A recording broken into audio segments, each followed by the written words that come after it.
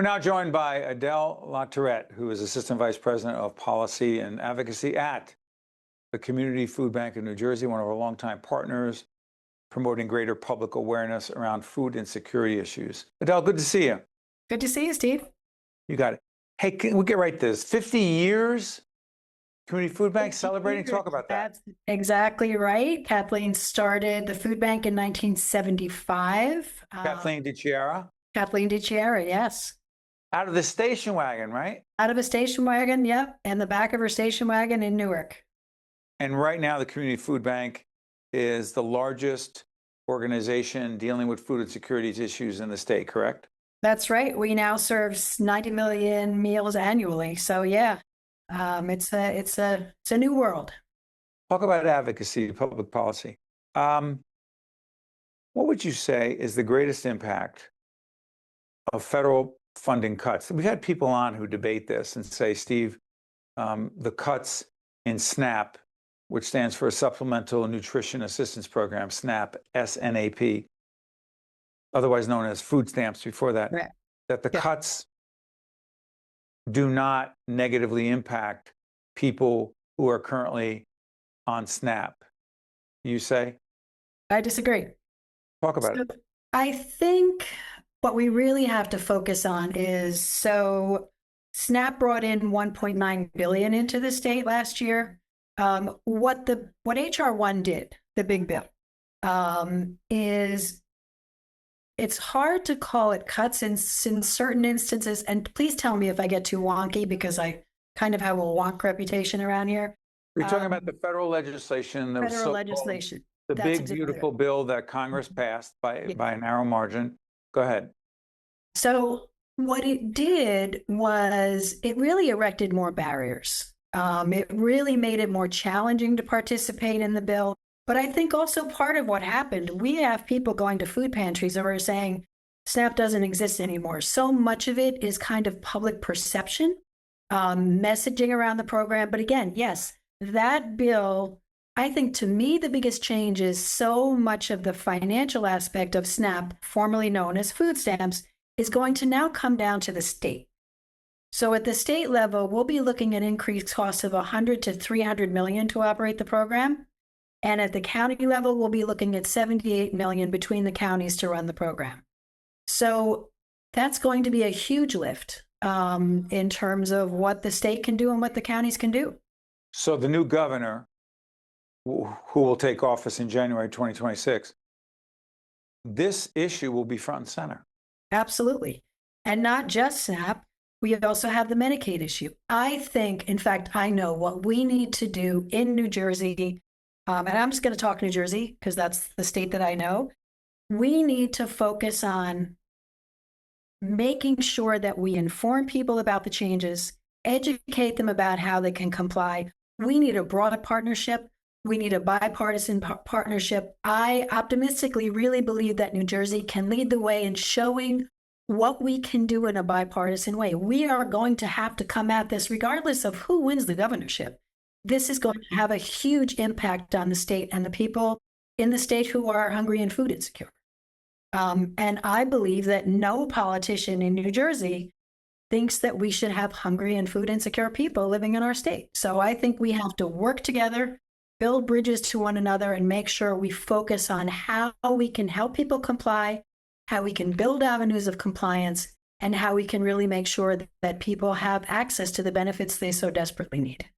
And as we talk about this, team, put up the website for the Community Food Bank for people to find out how they can help. By the way, people can help, right, Adele? They can help. They absolutely can help. They can donate to the food bank. They could donate to their local food pantry. The food banks together as a group last year served 1 million people per month. Food banks cannot absolutely not fill in the gap that the loss of SNAP or the challenges to SNAP will produce. We can't do it. It's not possible. Emergency food was never meant to do that. Kathleen started the food bank in 75. I came into this work in 79. And back then, hunger looked very different. It literally was, emergency food was emergent. It was if people lost their power and the groceries in the refrigerator. It's changed now. It's working families that come to our food pantries. I ask this of every one of your colleagues when we talk about food insecurity, and I'm going to try it with you as well. So someone says, my family's good. We're okay. It's tight. Affordability in New Jersey, not easy. But we have food on the table. Why is someone else's, another family's challenge around access to healthy food, food insecurity? Why is that my problem? Why should I be concerned? Tell folks. I think it's about living in community, living in your own community. I mean, people who are in need of food, they're your neighbors. It's not an us and them. It's just not. It's people who are your neighbors, people who are your friends, people who are alongside you at the grocery store. To me, that's basic definition of community. Do we not even, Adele, sorry for interrupting. Do we not even know who's struggling? No, absolutely not. You cannot look at a person and say that person is not struggling. We have hunger and food insecurity in every single county in this state, which is another thing that's changed. It really is your neighbor. It really is someone who's potentially in your family. It's everyone. There is no particular demographic. It's universal. What is this Map the Meal Gap study? So basically, Feeding America really takes a look at what the Feeding America is a national organization. Feeding America's, yes, sorry, National Organization of Food Banks, of which we are a member. And basically, it measures what the meal gap is in terms of food insecurity. So the most recent study had about 1 in 9 people in New Jersey who are food insecure. I tend to think that number is higher. I think reporting hunger and food insecurity is challenging because I think a lot of people will not talk about what it is they need. And I think going by how much people earn is deceiving. Again, cost of living in New Jersey is very high. I think more people are struggling than ever. So I'm not a huge believer in statistics. I think everything statistically should be taken with a grain of salt. I think the numbers are bigger, basically. Adele LaTourette is the Assistant Vice President of Policy and Advocacy for a terrific organization. They've been doing it for 50 years. Our late friend, Kathleen DeChara, who started this organization in 1975, actually check out the piece that we did on our sister series, Remember Them, with my colleague, Jackie Tricarico. The website for Remember Them will come up. We did a piece on Kathleen and why, even though she's no longer here with us in person, she's here with us in spirit. Totally. And her legacy lives on. Absolutely. Adele, thank you so much. Thank you so much, Steve. You got it. Stay with us. We'll be right back. State of Affairs with Steve Adubato is a production of the Caucus Educational Corporation. Funding has been provided by Valley Bank, NJM Insurance Group, New Jersey Sharing Network, IBEW Local 102, RWJ Barnabas Health. Let's be healthy together.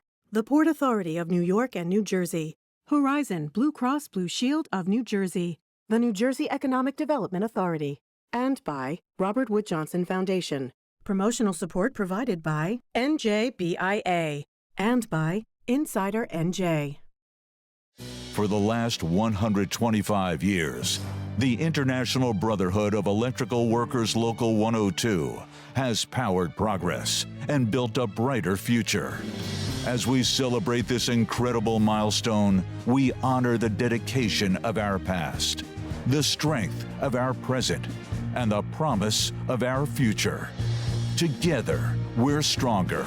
Together, we're Local 102.